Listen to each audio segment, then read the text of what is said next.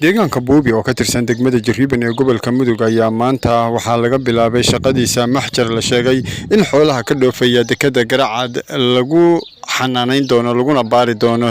laguna daaweyn doono sida ay sheegeen dadkii shaqadan bilaabayay munaasabad maanta lagu bilaabay shaqadaas ayaa waxaa ka qayb galay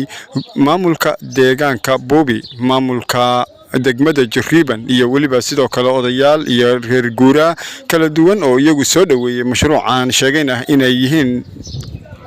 kuwa aad baahi ugu qaba in la helo goobo loogu adeego caafimaadka xoolaha mas'uuliyiin kala duwan oo ka hadlay ayaa dhamaantood soo dhaweeyay maxjarkan maanta inaga u taagan maxjarkii calaamadiisii oo aan cagaftii marinayno maantay ومان رمضان قرعة كدوشاي الحمد لله رب العالمين انت كقيب قاتي انت شغاده سوق دي انت هول كسو مدي الى اجر حسنات كسيو anagana kii aan calfano ilaahay nagu anfaco ka dhigo aad baan u soo dhaweynaa maxjarkaas oo deegaanka laga calaamadiyay insha Allah waxaan leeyahay dhagax dhigi doono rajaynayno bulshada Soomaaliyeed inay ka faa'iido meel kasta ay joogto ilaah baa awalan mahad iska leh marlabaad waxaan u mahad celinaynaa deegaanka Buubi iyo guud ahaan degmada Jariban oo dhulkan maxjarkan lagu talagalay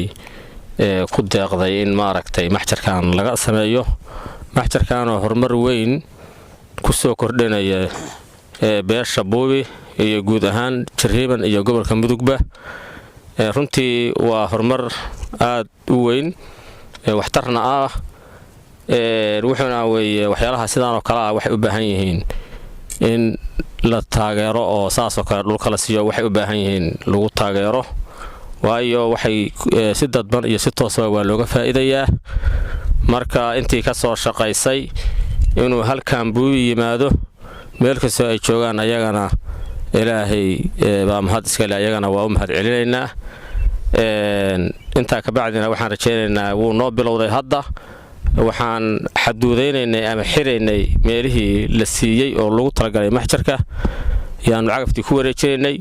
shaqooyinka kana insha Allah waa ku xigi doona waxa weeye Soomaalida waxay hadda ardhawaal u badnay in dhulkii oo dhan xariyaysato dhulkiina nacfi ma leh qofkiina wax ka helimayo bulshadiina wax ka helimayso marka waxaan kaga faa'iideysanayaa halkan inaan dadka dhulka xiranayaahay oo aan dadkiina uga faa'iideeyay ka faa'iideysanayn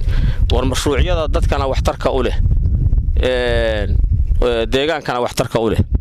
hal loo ogolaado dhulka qofkii mashruuc wata hal la siiyo oo dhisaya kii shakhsiga hal loo diido oo ninka hadda calaamadsan ka xigsado meeshaan waxaanu ka soo qayb qaadanay maxjarka meeshaan loo calaamadiyay calaamadintiisa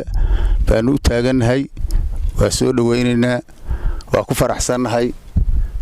saaku noo bilaamay jamcaha maanta abu noo bilaamay alxamdulilaahi rabbil caalamiin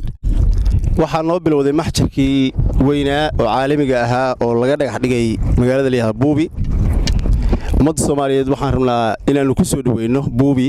annaga reer Buubi waa soo dhaweynay muddaan u fadhinay hawsha waa soo dhaweynay geesahan ku dhagnay waana ka shaqeynaa Soomaalina waxaan ugu baaqaynaa Buubi waa magaalo cimilo fiican istiraatiijiyada wadooyin badan isugu yimaadaan hawadeedu fiican tahay inaad timaadaan maalgashataan dhisataan jaanisyo iyo fursado badan baa ka bannaan